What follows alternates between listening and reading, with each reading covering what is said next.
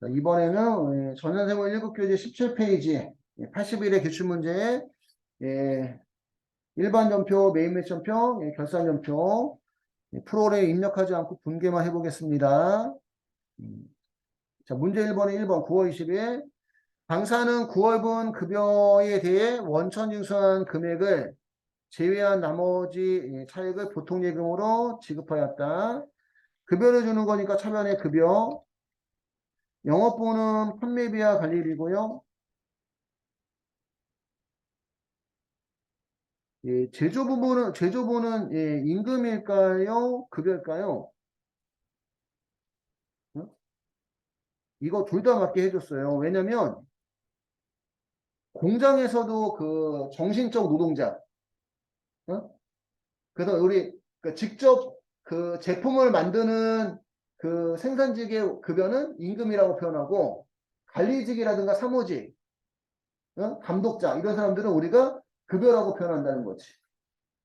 근데 여기 지금 급여라고 나왔기 때문에 급여 제조부에 대해서 급여 제조원가 또 임금 제조원가 둘 다 맞게끔 해줬어요. 예. 1,100만 원 명확하게 안 나와서 그래서 2,500만 원 주면서 우리 소득을 줄 때 우리 원천 징수하는 거 무슨 거? 예수금 52만 원하고 제조부 38만 원하고 더해서 90만 원. 나머지는 보통 예금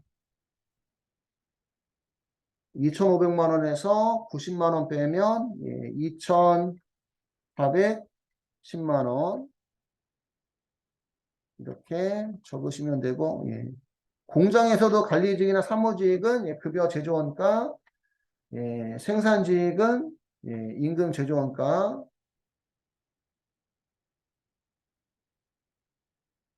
제조부라고 나왔구나. 제조부. 제조부라서 임금 제조원가. 어쨌든 이게 좀 명확하게 어쨌든 안 나올 때는 둘 다 맞는 거라 해주는 경우가 종종 있습니다. 생산부 이렇게 표현한 생산부, 생산직 이렇게 나오면 여기는 제조부라고 나와요. 제조부.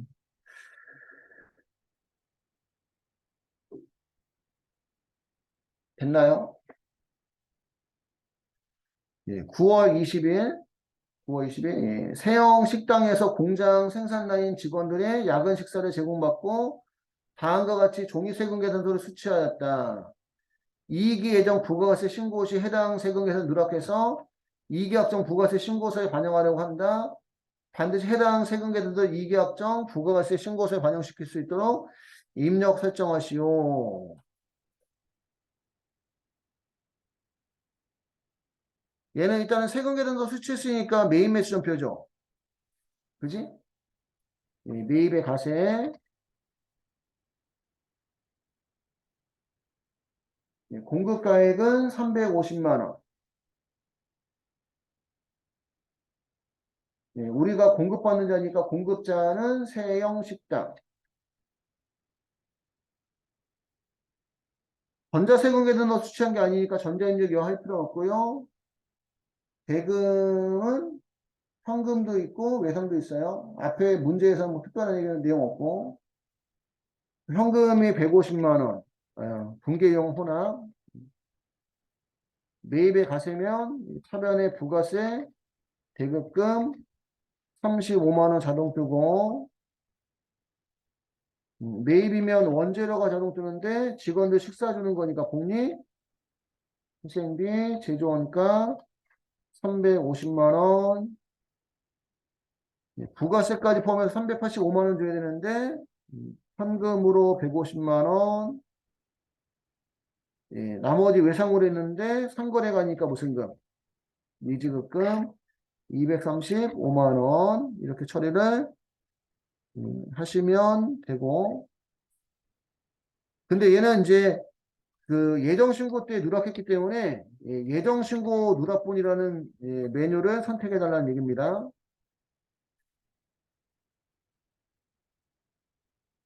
9월 24일 걸로만 그냥 입력하면 예정신고서에 반영이 돼. 근데 예정신고 누락분을 무슨 신고서에 확정? 신고서에 반영하려면 예정신고 누락분이라는 걸로 입력을 해줘야 돼요. 여기까지는 필기됐어요? 메인 매치 전표 가볼게요. 우리 프로그램에. 메인 매치 전표. 전표 관리에 메인 매치 전표 가셔서 날짜가 9월 24일, 9월 24일, 예, 매입의 가세는 51번, 예, 공급가액란에 350, 예, 거래처는 세영, 전자입력 이할 필요 없고 분계유형은 혼합 3번, 예, 공리후생비 제조원가는 511번, 대변의 현금 101번, 150만 원, 대변의 미지급금 253번. 여기까지 됐어요? 여기까지 하고, 예. 간편집계 옆에 아래 확정 버튼을 누르면 예정 누락본이 활성화가 안 돼 있지. 꼭 이렇게 입력하고 나서 위에 부분을 다시 클릭을 해줘야 돼요. 위에 부분을 다시 클릭해주면, 클릭해주고 간편집계 옆에 아래 확장 버튼 누르시면 예정 누락본 활성화가 돼요. 예정 누락본 들어가셔서 이기 확정에 반영해야 되니까 2022년 10월. 10월, 11월, 12월 중에 아무거나 선택해주면 됩니다. 확인하셔서 여기 누락이라고 나와야지만 예, 부가세 신고서 예, 이기 확정 10월 1일부터 12월 30일에 들어가 보시면 예, 예정신고 누락본에 매입 예정신고 누락본에 350만 원 이렇게 나옵니다. 그 작업을 해달라는 얘기예요.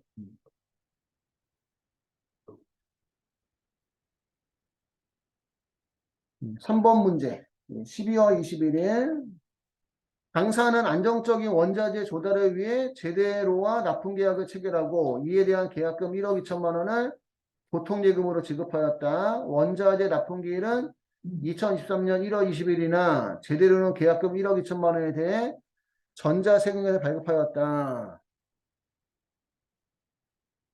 계약금 1억 2천만 원을 보통예금으로 지급. 얘는 계약금을 예, 주고 계약금 받은 거구나. 계약금 받고 받은 게 아니네. 뭐야? 보통예금 지급하고 전자세금 계산서 제대로가 발급했다는 얘기니까 우리는 수취했다는 얘기네, 그치? 수취했다. 그러면 이게 뭐예요, 이게? 중간지급 조건부인가?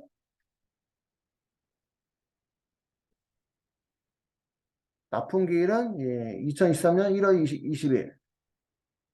선발행 세금계산서네, 선발행 세금계산서. 계약금, 중도금, 잔금이 있고 계약일의 다음날부터 잔금일까지 기간이 6개월 이상이면 중간지급 조건부인데 그런 표현 없으면 대가의 전부 또는 일부를 받고, 그지? 무슨 계산서? 선발행 세금계산서 교부한 거예요. 예, 교부했다는 얘기는. 그래서 얘는 이제 매입의 과세. 그냥 분개하면 되긴 되는데, 그냥 한번 예, 정리해드리는 겁니다. 예, 공급가액은 1억 2천만 원이고, 거래처는 제대로, 전자세금 계산서 수취했으니까 전자입력에 역. 그 다음에 보통예금 지급했으니까 분계형은 예, 혼합이고요. 예, 매입의 가세니까 차변의 부가세, 대급금, 1200만 원 자동 뜨고, 예, 매입이면 예, 원재료가 자동 뜨는데 실질적으로 예, 우리가 구입한 거는 원재료는 맞지만 계약금 먼저 준 거죠. 그치? 계약금 먼저 줬으니까 무슨 금이에요, 이거? 선급금이죠. 원재료가 아니라, 그치? 선급금 1억 2천만 원이고, 예, 부가세까지 포함해서 1억 3천 2백만 원 줘야 되는데, 보통 예금에서 지급했으니까 대변에 보통 예금 1억 3천 예, 2백만 원이 되는 겁니다.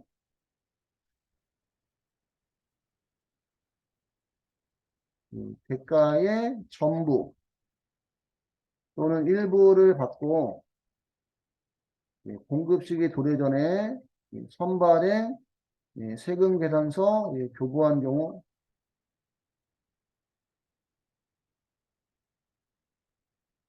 교부한 시점을 공급 시기로 본다.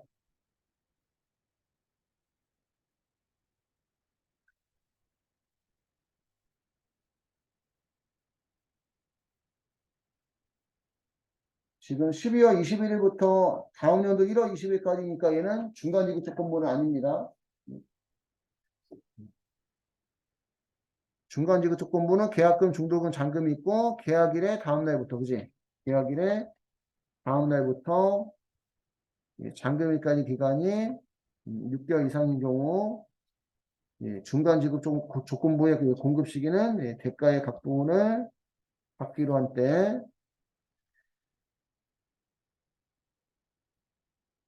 계약일부터 잔금일까지 6개월 이상이 아닌 경우는 잔금 수취 시 세금 개선서를 발행하는 거지만 지금은 무슨 발행이라서 지금 선발행 허용되는 거예요. 대가의 전부 또는 일부를 받고 선발행 세금 개선을 교부하면 교부한 시점을 공급 시기로 본다.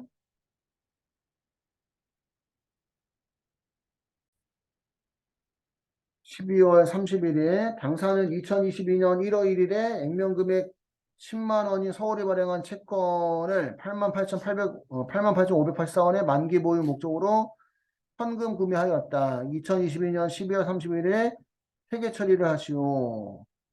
단 소수점 미만은 반원임하고 표시이자는 매년 말 현금 수령하며 공정가치 측정은 고려하지 않는다. 이게 그 사채를 발행한 사람 입장이 아니라 사채를 수취한 사람 입장에서 이제 해보라는 얘기거든요. 사채 이자 지급 시 피투자자, 투자를 받은 사람, 그러니까 사채 발행자, 사채 발행자는 처변에 무슨 비용?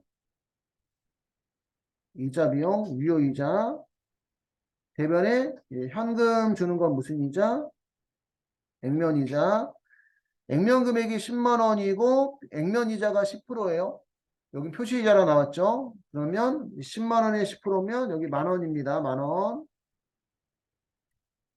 그리고 대변의 사채, 할인 발행 차금, 상가액이 되겠지. 어? 유효이자, 액면이자 차이. 그리고 우리 유효이자는 사채 발행가액, 사채 장부가액. 처음에는 사채 발행가액이 장부가액이에요. 처음에는 88,584원, 88,584원. 88,584원에 취득했다는 얘기는 발행도 584원에 발행했다는 얘기예요. 여기에 유효이율, 유효이율. 유효이율은 몇 프로야? 15%? 15%. 88,584원에 15% 하면 13,287원인데 소수점 미만은 반원임이니까 13,288원. 여기 이자 비용이 13,288원이고 사채 할인 발행 차금 상가액은 3,288원이에요. 여기까지 이해할까요? 어? 지금은 투자자로서 이제 회계 처리하는 투자자. 그럼 투자 받은 사람, 사채 발행한 사람은 이자 비용이라고 회계 처리하면 이자를 받는 사람은 대변에 무슨 수익? 이자 수익. 유효이자. 13,288원 받아야 되는 거예요. 이거 설명한 이유가 이거 지금 반대로 생각하면 된다는 얘기입니다. 근데 현금으로 얼마만 받았어? 만 원만 받았지. 얼마 덜 받았어? 3,288원 덜 받았죠. 그거는 사채를 발행한 사람은 나중에 사채 갚을 때 그때 주잖아. 그러니까 받는 사람도 언제 받는 거야? 나중에 만기가 될 때 받는 거지. 그래서 그때 받는 거라서 무슨 보유증권에? 만기 보유증권에 이렇게 가산하는 거예요. 그래서 요 금액이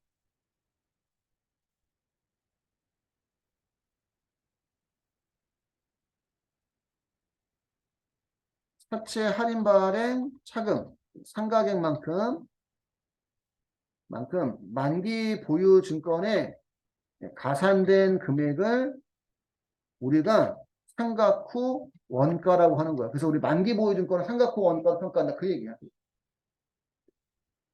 근데 이거를 쓰고 이렇게 쓰니까 이해할까요? 무슨 얘기인지? 이거를 쓰고 발행자 입장, 투자자 입장.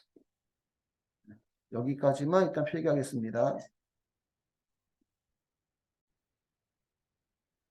페이지 19페이지에 결산연표 문제 3-1번.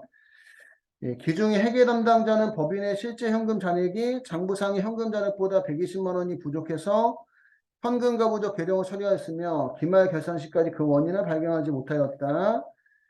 그러니까 기중에 현금이 120만 원 부족해서 무슨 가부죠? 현금 가부를 처리했었다는 얘기입니다. 근데 결산 때는 현금 가부족 있으면 안 되죠. 그래서 대변에 현금 가부족 120만 원 없애고 예, 원인을 모르면 차별에 무슨 손실? 잡손실. 만약에 대변이 됐으면 잡이익이 되는 거죠. 그지? 처리해 주시면 되고 두 번째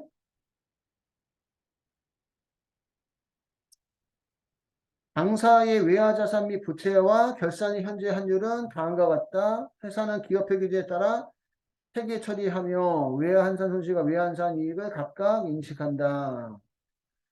예, 외상 매출금 2만 달러 파나소닉사 2022년 10월 20일 날 발생해서 발생 당시 장부상 환율은 1,100원, 결산 시 환율은 1,200원이고 외화장기 차입금 3만 달러, 예, 노미노 스즈키 2022년 6월 2일 날 발생해서 장부상 환율은 1,150원, 결산 환율은 1,200원이고요. 선수금은 비화폐성 자산이라서 예, 외화 그 평가를 안 합니다. 두 개만 하는 거고 얘는 이제 함정이에요, 함정. 얘는 함정이고, 그죠? 예. 화폐성 외화자산과 부채는 결산 시 마감 환율로 평가를 하고, 비화폐성 외화자산과 부채는 발생 당시 환율로 평가하고, 공정가치를 측정하는 비화폐성 외화자산과 부채는 공정가치 설치가 결정된 날에 환율을 평가한다. 이거 기업회계 기준에 나와 있는 내용으로 이거 가끔 이론 문제 나와요. 화폐성은 그치? 예. 돈으로 받거나 돈으로 지급돼야 되는 자산 부채를 우리가 화폐성이라 얘기해요. 그러면 원화는 환율이 동일하기 때문에 환산이 발생하지 않지만 외화는 환율 차이가 발생할 수 있다는 얘기지. 비화폐성 자산 부채는 이제 선급금, 선수금, 선급비용, 선수수익이고 예. 이런 것들은 예, 결산 시 예, 외화 평가하지 않습니다.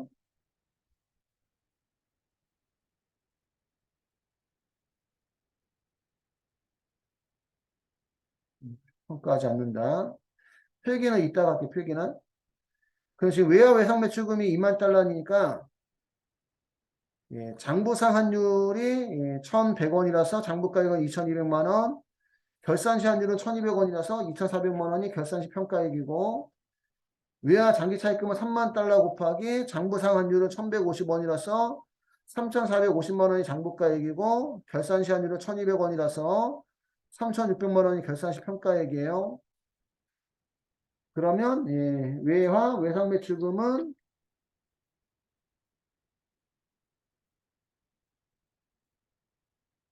매출금은 하나 손익사 예, 200만 원이 증가를 했고 증가했으니까 차변이죠. 자산이니까 미안해요. 예, 외화 외상 매출금이 차변에 200만 원 증가했고 증가한 만큼 외화 환산 이익이고요. 부채는 부채는 3,450만 원이 3,600만 원 됐으니까 외화 장기 차입금이 노미노 스즈키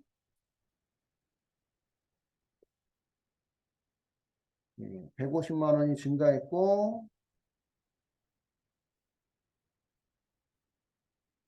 증가한 만큼 외환산 손실입니다.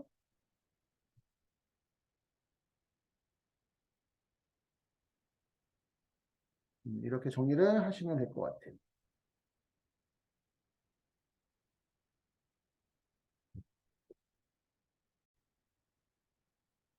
3번. 다음은 당사의 유형자산 명세서의 일부이다. 이를 참조해서 기말 감가상각에 대한 회계 처리를 하시오. 제시된 자료에 다른 유형자산은 없는 것으로 한다.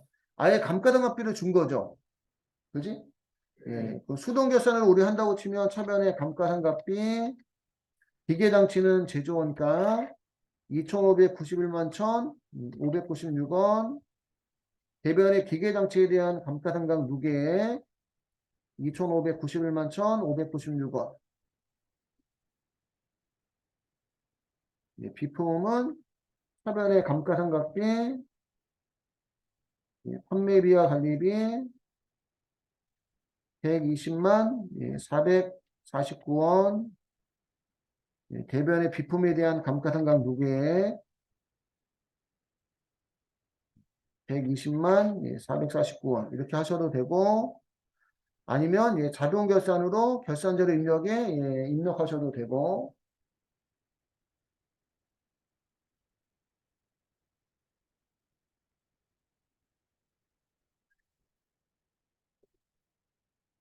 1번, 3번은 수동 결산해도 되는데 1번 문제 3번 3-1번 2번까지 다 입력했다고 치고 3번 4번은 우리가 자동 결산한다고 치면은 자동 결산한다고 치면은 결산자료 입력 결산자료 입력에 1월부터 12월 들어가셔서 제조원가와 관련되는 건 전부 다 무슨 원가 안에 제품 매출원가 안에 있죠.